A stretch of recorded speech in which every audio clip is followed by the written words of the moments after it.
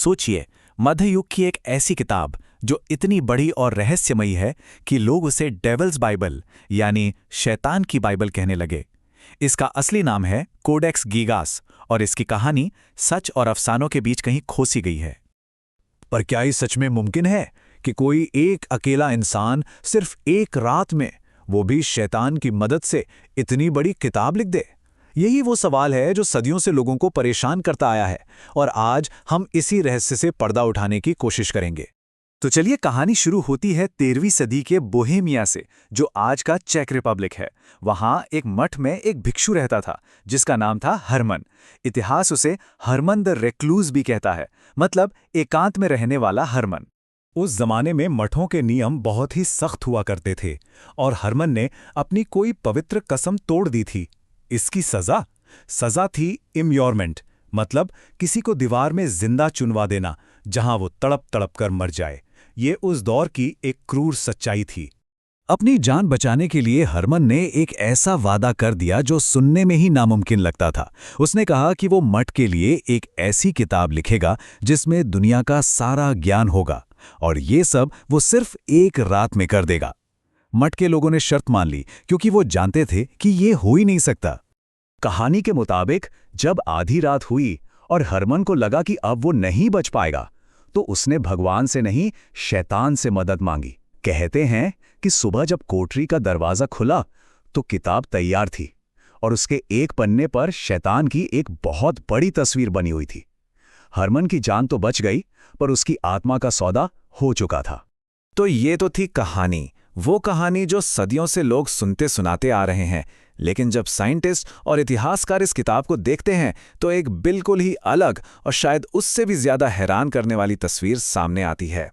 कहानी में तो एक रात, पर असलियत? प्राचीन लिखावट की स्टडी बताती है कि अगर कोई एक इंसान इस पर लगातार दिन रात काम करे, तब भी उसे इसे पूरा करने में कम से कम 20 से 30 साल लग जाएंगे। एक रात का जादू नहीं, बल्कि किसी की पूरी जिंदगी की मेहनत थी ये। हाँ, ये सच है कि पूरी किताब में लिखावट एक जैसी है, जो कि एक अजीब बात लगती है। इसी वजह से लोग इसे शैतान का काम कहते हैं।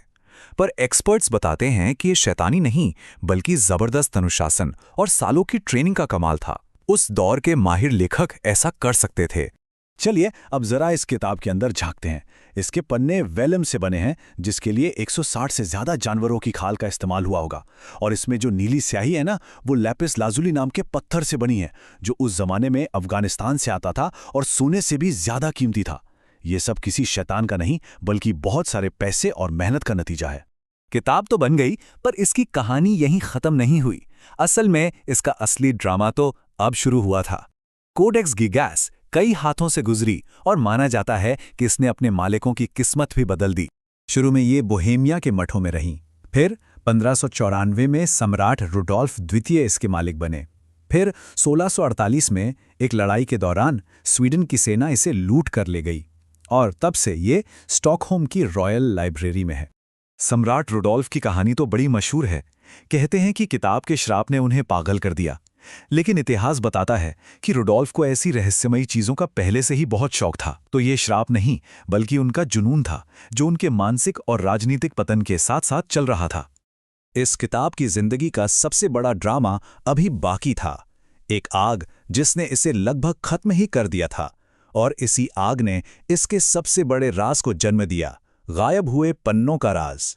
साल था 1697। स्टॉकहोम के शाही महल में भयानक आग लग गई जहां ये किताब रखी थी। ये करीब 75 किलो की थी। इसे बचाने का कोई और तरीका नहीं सूझा, तो इसे जलती हुई इमारत की खिड़की से नीचे फेंक दिया गया। किताब तो बच गई, लेकिन कहा जाता है कि इस आपाधापी में, या शायद उससे भी पहले, इसके करीब 10 पन्ने गायब हो गए। अब सवाल यह है कि उन पन्नों में ऐसा क्या लिखा था, ऐसा कौन सा राज था? अफवाहें तो ये हैं कि उन पन्नों में शैतान को बुलाने के मंत्र थे, जिन्हें जानबूझकर हटा दिया गया। लेकिन जानकार मानते हैं कि उनमें शायद मठ के रोजमर्रा के नियम कानून लिखे होंगे, जो वक्त के साथ इस्तेमाल होते होते फट गए या खो गए। तो अब ये किताब कहाँ है? आज ये स्वीडन की नेशनल लाइब्रेरी में रखी है, कांच के एक खास केस के अंदर, और दुनिया भर के लोगों के लिए एक बड़ी जिज्ञासा का केंद्र बनी हुई है। इसे एक क्लाइमेट कंट्रोल्ड केस में रखा गया है। कुछ लोग मजाक में कहते हैं कि ये शैतान को बाहर आने से रोकने के लिए है, पर असल वजह ज्यादा साइंटिफिक है। ये 800 साल पुरानी चीज है और हवा नमी से खराब हो सकती है, तो इसे बचाने के लिए ये सारे इंतजाम किए गए हैं। तो आखिर में हम ये कह सकते हैं कि कोडेक्स गिगास की दो पहचानें हैं। एक है इसकी ऐतिहासिक सच्चाई और दूसरी है इससे जुड़ी पौराणिक कहानी। और सच कहूं तो दोनों ही अपने अपनी जगह बहुत दिलचस्प है। तो इस किताब की असली विरासत क्या है? ये किसी शैतान की नहीं, बल्कि इंसान के धैर्य और अनुशासन की एक मिसाल है। ये उस जमाने की किताब बनाने की कला का एक बेहतरीन नमूना है। और हाँ, ये हमारे उस डर और आकर्षण का भी प्रतीक है जो हम हमेशा से रहस्यमयी चीज़ों के लिए महसूस करते आए हैं। हमारे पास सारे साइंटिफिक सबूत हैं, हमें इतिहास पता है, तो फिर भी हमारे मन में डेविल्स बाइबल की ये कहानी इतनी गहरी क्यों बसी हुई है? शायद इसलिए क्योंकि कभी-कभी हमें हकीकत से ज़्यादा एक अच्छी कहानी पसंद आती है।